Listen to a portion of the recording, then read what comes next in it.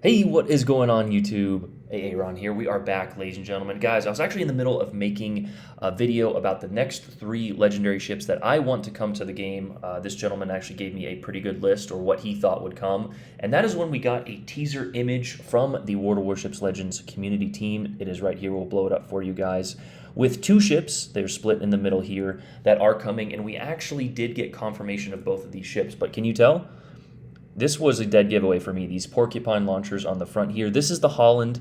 We already have the Smallland in the game, and this is the Henry the Fourth.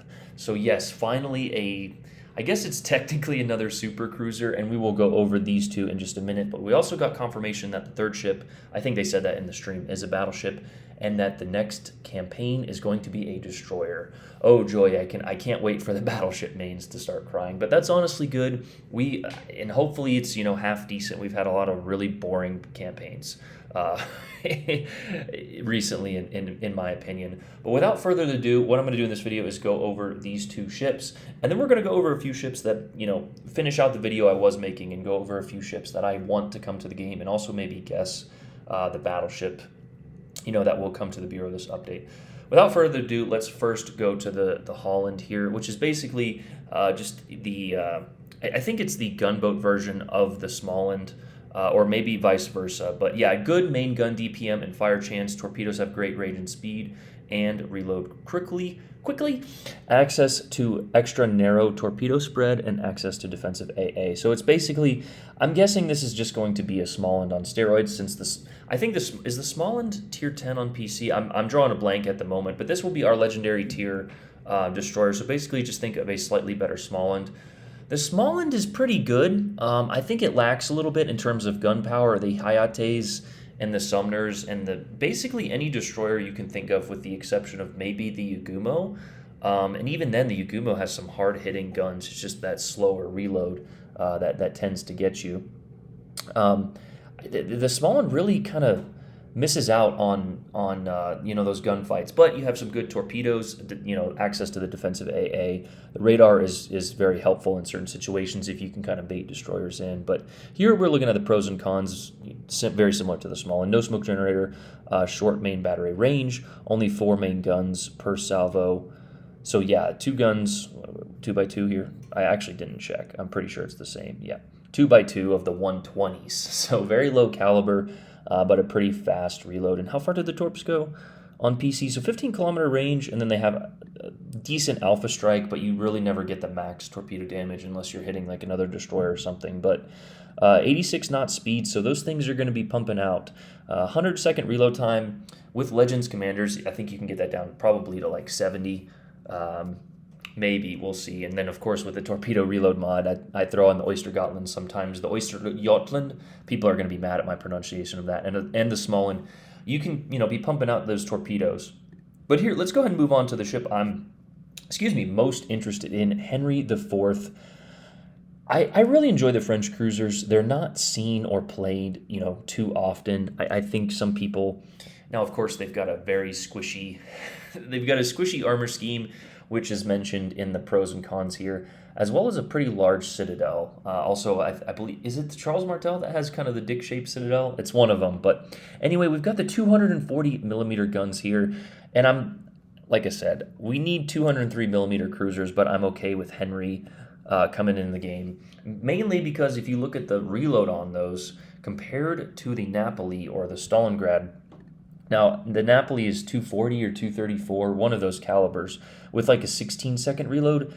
You're getting, with Legends Commanders, if the base reload was 13, but you probably put that down to 10 or so. Yeah, I'm sure the mathematicians in the chat are going to tell me I'm wrong, but it has a main battery reload booster, good main gun range, good AP and HE alpha, so make sure you are checking, your angles and shooting the appropriate ammo type. This will definitely be a ship to do that. And it can actually overmatch 16 millimeters of plating. So those Mino players, I think Mino 16. I don't know. I always I always forget, like, when I'm doing these videos, the exact armor schemes of everything. But the cons actually look a lot worse than the pros, but of course we have to get the ship. I have a feeling the Legends team is going to make this one pretty good. comparatively. So I really hope they do anyway. Fairly low DPM while main battery reload booster is inactive, which is pretty much all the time for Legends. I think we only get 1 or 2 of them. I think they finally started to increase our consumables, but I remember, like something like the ZF6, it only got like 1 reload booster, and it's like, when do you use it? In your first gunfight? I don't know, but shell velocities and arcs as well as AP penetration are noticeably average. So that describes my entire life right there. Noticeably average at long ranges. Poor agility. Oh no. Hipper users are in shambles. Agile enjoyers are in shambles. Poor agility, and Henry bleeds a lot of speed in hard turns. That's why you throttle jockey. But we'll talk about armor angling, so that's still just a funny joke. Ramal, if you're listening, dude, that was a hilarious comment. But and speaking of throttle jockeying, it has the worst propulsion out of all cruisers in the game. So acceleration is slow unless engine boost is active there. Lacks access to spotting aircraft or catapult fighter. The French weren't really known for that. Awful concealment. And this is actually something we were talking about in the CC Discord.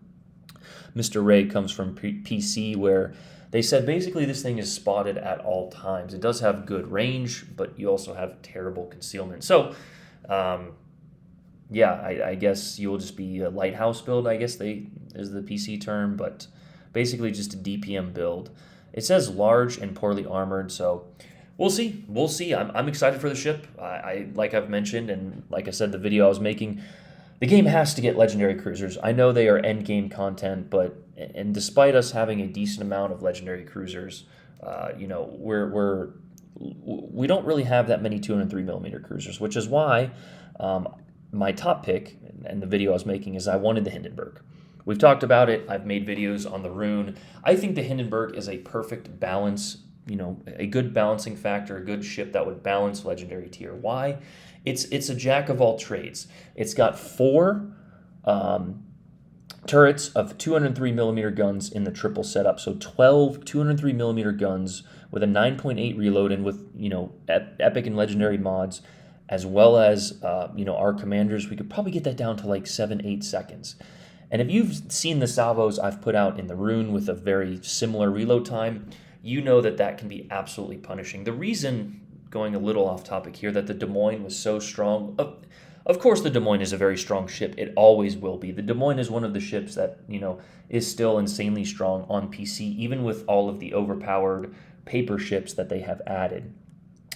But the reason the Des Moines is even just so nuts and they had to nerf it in this game is it didn't really have a counter, right? Yeah, sure, the Napoli, maybe, the Colbert in certain situations, but there's the Venezia is a good counter to the Des Moines. That SAP rips up, those kind of lightly armored plates. Of course, if you can get angle, and then you just angle against, you throw on a little bit of rudder, you can angle against broadsides. Now, it's not a perfect counter, but the Hindenburg sort of is. Now, if you can get into positions to use your armor appropriately, this thing has what I'm guessing will be very similar turtleback to the Hipper and the Rune.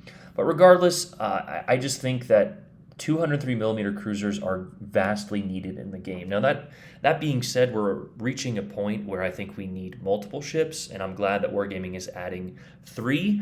And speaking of, the third will be a battleship, but we don't know what it will be. But my pick, and I guess this is a little biased because I just played the Sovietsky Soyuz and got a pretty gnarly game. Now, Giuseppe Verdi sailed flat broadside and allowed me 3 citadels, but the Kremlin, the Soviet Tier 10 battleship.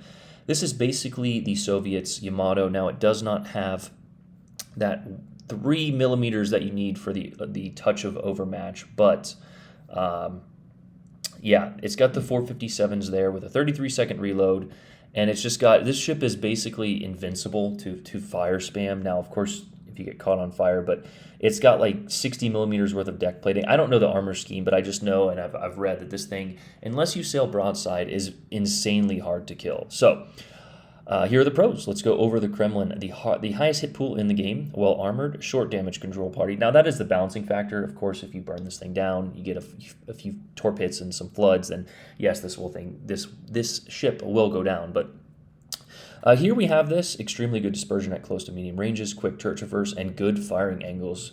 I believe Blip said that the Sovietsky Soyuz can fire, get the 3rd turret on inside the auto bounce angle. So if you know the AP or the angles, then yes, that's a good thing. So AA suite rivals that of some higher tier light cruisers if spec'd properly.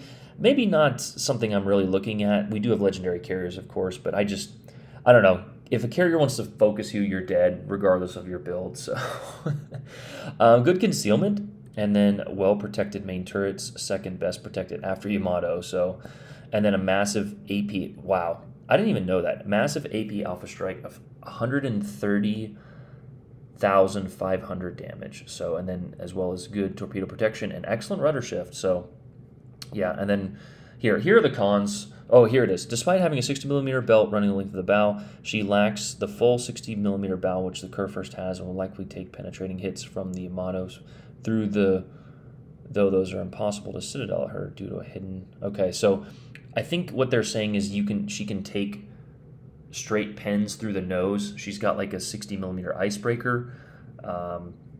But yeah, that's not like it's such a unique scenario, and they even said they can't citadel her. Now, of course, all of this could change when these ships come to the game, but here we have what appears to be a very strong battleship. Now, of course, I don't know if this is the ship coming. They have not announced the third ship, nor the campaign. We do know the campaign is a DD, if I haven't mentioned that already. I think I did. But these two are confirmed, the Henry and the Holland. But the Hindenburg, the Kremlin, and my final pick are not confirmed, of course. And my final pick, I was going to make a list, and I had a gentleman in Discord actually make a nice list. But my final pick would have been the Z52. Now, the Holland is actually a good pick, but again, we think of balancing factors, right? If you know the other classes of ships, now of course the Z23 is not the strongest ship, but it balances out the Lightning because the German hydro or sonar can outrange the British hydro or sonar. The Daring is one of the strongest destroyers, both in PC and especially in Legends. But if this were to come into the game, I think you would see a lot of players who rely on ships to get good games. But what I mean by that is some people don't go out of their comfort zone, or they just spam the Weimar, right? And then they'll get a good game against very subpar opponents playing an OP ship, and they think that makes them a better player instead of trying to hone your skills and really outplay people. And the issue with that is the Daring right now, it doesn't really have a counter. I'm sure, yes, a Kaba can roll up on you and torp you, but to me, without the help of a cruiser or somebody else, the Daring 1v1 right now is the best ship at Legendary tier. And we've kind of proven that with how many just insane replays we have. But speaking on that, the Z52 would be an excellent counter for that. Why? Because of the hydroacoustic search, which goes, does it give me a range in here? I think it's 4 point. I think the Z46 is 4.4, but you can definitely outrange the Brits with this ship. Regardless, here we have the 128s, which are, I think the Z23 suffers because of that reload of the 152s or the medium caliber guns there, but we have 3x2 128s here with a 3.8 firing, 3.8 reload, and a decent range on them of 12.05 kilometers. Now, that'll probably be adjusted for Legends if the ship ever does come to the game. On top of that, we have some pretty good torpedoes here. It looks like the upgrade isn't that much, but we get 10.5 kilometers of range, which is medium, right? Both the Germans, and the British are kind of the jack-of-all-trade destroyers, with the British being a little more maneuverable, but they have a little bit less speed. And, of course, the guns and the torpedoes are good on both the Germans and the Brits. But they definitely have their strengths and weaknesses. And here we go. Pros, good main battery firing rate and good main battery rate of fire and traverse speed. Excellent HE, being able to pen 32 millimeters of plating. And that is something a lot of people kind of forget. That quarter pen from the Germans is very strong, very strong. Fast torpedoes with good range. Fastest torpedo reload among Tier 10 destroyers. So what was the torpedo reload? 90 seconds. Oh, yeah, that's... I didn't even think that. I'm pretty sure I thought the Holland would be better. But anyway, the best torpedo reload, good AA suite, fairly good hit pool, HP pool there, and long range, long-lasting hydroacoustic search, aka sonar. Cons, worst smoke generator. We kind of knew that. The Germans don't have that. Low torpedo damage and flood chance. Not really. 14,000? Well, I guess flood chance Is flood chance damage based? I've always wondered that. Obviously, it's affected by whether or not you hit the torpedo belt. Now, I feel like flood chance right after you go off of damage con is always 100%, but anyway, large turning circle. Yeah, the Germans do turn like buses, and then fairly poor concealment. I don't know. Not in Legends. They don't have poor concealment in Legends. Now the Z52 might if it ever comes. And then as a large target, yeah, tends to eat full penetration. So, but that, guys, those three are my top three ships that I wanted to come to the game. Now, of course, there is a much better list here. All of these ships I really want to come, with the Venezia being top of that list as well. And here are really the ships that are come. If I had to make a pick, it's probably going to be the Vermont. They love just putting in American battleships. I also don't know why this gentleman doesn't have Ohio on that list.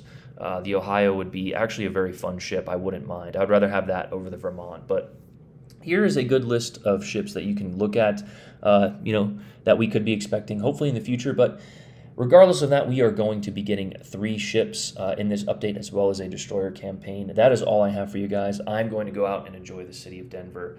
Like I said, if you're in Denver, comment, and we'll go out for dinner or something. I don't know. And then we'll be in Loveland midday tomorrow. So hope you guys have a fantastic day. I'm really enjoying life. Work hard, guys, and it pays off. So comment on the video what you guys think of the ships coming and what ships you would like to see. Everyone have a great day. I'm out. Peace.